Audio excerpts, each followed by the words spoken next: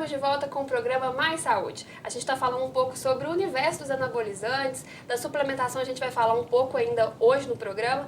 E a gente terminou o bloco anterior falando um pouco sobre os problemas causados, né, pelos anabolizantes, as consequências sérias que eles têm no nosso organismo e de quem faz esse uso, né, de uma forma indiscriminada. A gente está aqui em ótima companhia com a Andréia Cunha, que é endocrinologista aqui em São João del Rei. Ela está tirando uma série de dúvidas nossas aqui. E então, se você quer deixar sua pergunta, ainda dá tempo, 3372-3720, ou nos mande um WhatsApp no 9972-1640. A gente vai aguardar as perguntas de vocês aí. André, a gente falou um pouco sobre os problemas, né, causados pelos anabolizantes, super sérios, né? Fala pra gente um pouco sobre, a gente está falando um pouco sobre esses problemas como engrossamento de voz, pelo, né, excessivo em mulheres. Você falou também da diminuição de mama. Mas, por exemplo, a gente pode ter problemas mais severos, por exemplo, como uma doença mais grave? Sim, com certeza. Então, isso é com relação à parte, né, de caracteres sexuais. Além disso, essas medicações, elas são metabolizadas, né, são liberadas no organismo através do fígado e rim. Então, pode haver uma sobrecarga, principalmente no fígado. E existem casos até de tumores hepáticos que foram causados por uso prolongado de anabolizantes. Além disso, pode aumentar a pressão, edema, aumento de risco de trombose, de eventos trombóticos, levando a AVC hemorrágico, infarto do miocárdio, agudo do miocárdio. Então, assim, é um sério risco à saúde que essas pessoas correm, entendeu? Às vezes a pessoa é usuária e fala assim, mas nunca aconteceu comigo. Mas é pagar para ver, né? Você tinha comentado um pouco sobre essas mudanças, né, essas alterações ligadas mais a caracteres sexuais, né, por exemplo, no caso da mulher. No caso, a ausência de menstruação é uma coisa também que é possível, sim, né? com certeza, com certeza. A mulher que está usando isso, os hormônios masculinos em uso na mulher, eles podem bloquear a produção do estrogênio, que é o hormônio feminino, e isso alterar o ciclo menstrual da mulher. E muitas das vezes, se for um uso prolongado, também pode levar o que a gente chama de amenorreia secundária. A moça, a menina, para de menstruar enquanto está em uso dele. Ou seja, ela pode ter não só um desequilíbrio, digamos, dos seus caracteres, né? No caso, por uma necessidade que ela acredita ter, mas ao mesmo tempo ela pode ter uma mudança no ciclo mesmo, hormonal dela como mulher, menstruação, Sim. Questão de gravidez, pode ter problema depois para engravidar, ou isso não interfere? Após, vamos dizer, o encerramento, né? Parei de tomar, não vou tomar mais anabolizante, eu posso engravidar normalmente ou posso ter um problema futuro também? Não há relatos disso para mulher. Existe para homem que pode causar impotência. Mas em uso de testosterona, se, por exemplo, uma mulher grávida que use testosterona, aí pode ter um efeito, inclusive, no feto, de masculinização de um feto feminino ou hipervirilização, que a gente chama de um feto masculino. De um feto feminino, pode alterar a genitália do feto feminino, fazendo que haja até uma genitália ambígua, no nascimento você não sabe se é menino ou menina. Então, é totalmente proscrito em gravidez, não pode ser usado mesmo. Certo, é bom o pessoal de casa ficar atento sobre essas questões. Andréia, anabolizantes, eles causam dependência? Você pode ficar viciado? Então, existem os efeitos psicológicos, com certeza, é visível e é vivenciado pelas pessoas. O primeiro efeito que eu acho é a pessoa não aceitar o corpo, porque você tem um corpo X, você começa a usar um anabolizante, o seu corpo vai dobrar o tamanho dele. E você, um dia, estava pegando 15 quilos na academia, no outro dia você está pegando 100 quilos, 150 de carga e tal.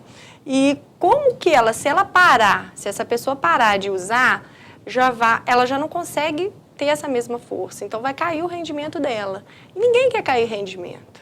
Então, a pessoa começa a usar, ela fica dependente dos bons benefícios, dos bons efeitos que a medicação traz. E para ela parar? Então, é viciante por conta disso, que a pessoa fica atrelada àquele padrão de estético, aquele padrão de força. E aí, com o uso crônico mais prolongado, aí já existe efeito mesmo de uma dependência mais séria. de bem-estar, de depressão. Então, às vezes, as pessoas que usam por muito tempo não conseguem parar de uma vez mesmo. Aí precisam fazer um tratamento porque afeta o estado de humor mesmo. Uma espécie de desintoxicação também, né? Exatamente. A gente está falando desse universo dos anabolizantes, né, tentando para os problemas sérios que ele pode causar ao longo dos anos, ou ao longo de pouco tempo também, isso vai depender muito de pessoa para pessoa. Mas vamos falar também desse universo dos suplementos, né, da suplementação. Hoje a gente vê com muita naturalidade as pessoas tomando suplementos, né, levando para academia, usando em casa após suas atividades físicas. Vamos falar um pouco dele, assim. Ele é febre. Mas qual é a função dele mesmo? Para todo mundo serve? Então, a suplementação, como a própria palavra diz, visa suplementar algum nutriente que para determinada pessoa esteja faltando por algum motivo, né? Isso para qualquer suplemento.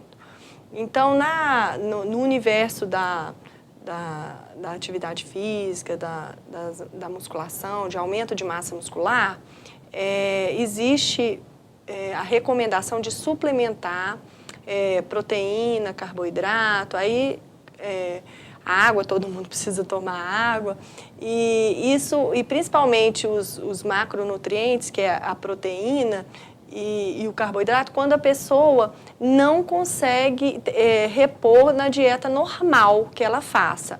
E para isso, a gente geralmente tem que analisar o padrão de atividade física que essa pessoa tem, o peso que essa pessoa tem, porque geralmente os nutrientes, por exemplo, a proteína, o máximo até 2,4 gramas por quilo por dia. Uma pessoa que pesa 100 quilos, às vezes não consegue ingerir toda essa quantidade de proteína. E se a pessoa malha 2, 3 vezes por semana, também não tem necessidade. Geralmente, a recomendação oficial é para aquelas pessoas que praticam atividade física de alto nível, de moderado a alto nível. Não precisa ser atleta, mas tem que ter um padrão que, em termos de dias de semana e horas, seria acima de 1h30 de treino, pelo menos 5 vezes por semana. Então, se a pessoa está malhando menos do que isso, ela, a princípio, não tem uma indicação formal de suplementação. A gente recebeu várias perguntas do pessoal de casa, muito ligado a esse mundo dos suplementos, né? A gente recebeu uma pergunta do Enzo. Ele gostaria de saber se existe uma idade para uma pessoa tomar suplemento. E se, por exemplo, ir à academia também é uma coisa que pode impedir o crescimento ou acelerar o crescimento de uma forma desorganizada. Ele quer saber se essa idade de entrar à academia também tem que ser assim, um consenso ou não, assim, é a dúvida dele. Então, isso também vai variar de acordo com a adolescente, né? Então, se o adolescente já, vamos dizer, 14, 15 anos, já completou o pico da velocidade de crescimento, que acontece na puberdade, quando acontece a produção dos hormônios sexuais, não tem problema se for uma atividade física supervisionada, tá? Agora, se a criança, o adolescente, está ainda numa fase de crescimento, isso varia a indicação de médico para médico. Eu, pessoalmente, eu não indico, porque não posso confiar nessa supervisão que o adolescente pode vir a não ter, né? E isso pode prejudicar a placa de crescimento, dependendo da intensidade, do impacto que essa placa de crescimento vai sofrer. Isso pode prejudicar o crescimento se for de um grau e de uma postura, de uma forma inadequada de exercer aquele movimento, uma carga inadequada para aquela idade. Então, eu acho mais complicado. Com relação à suplementação, os trabalhos que tem não usam adolescentes, assim, normalmente. Então, eu nunca vi escrito assim, uma idade para a qual é proibido, tá? Aí, o que eu acho que tem que haver um entendimento é exatamente quantificar esse grau de atividade física do adolescente em questão. Você vê, atletas que são mais jovens, eles têm que ter um cuidado maior com a dieta. Eu acho que a gente, nessa faixa de idade, a gente tem que buscar conseguir esses nutrientes mais na dieta normal mesmo. Ou seja, isso tudo tem que ser muito conversado, uma ida ao médico é importante também, para ir à academia, um ortopedista, para estar avaliando também esse próprio adolescente, né? Se ele pode entrar ou não, se está no momento certo, que tipo de carga pegar. É isso mesmo?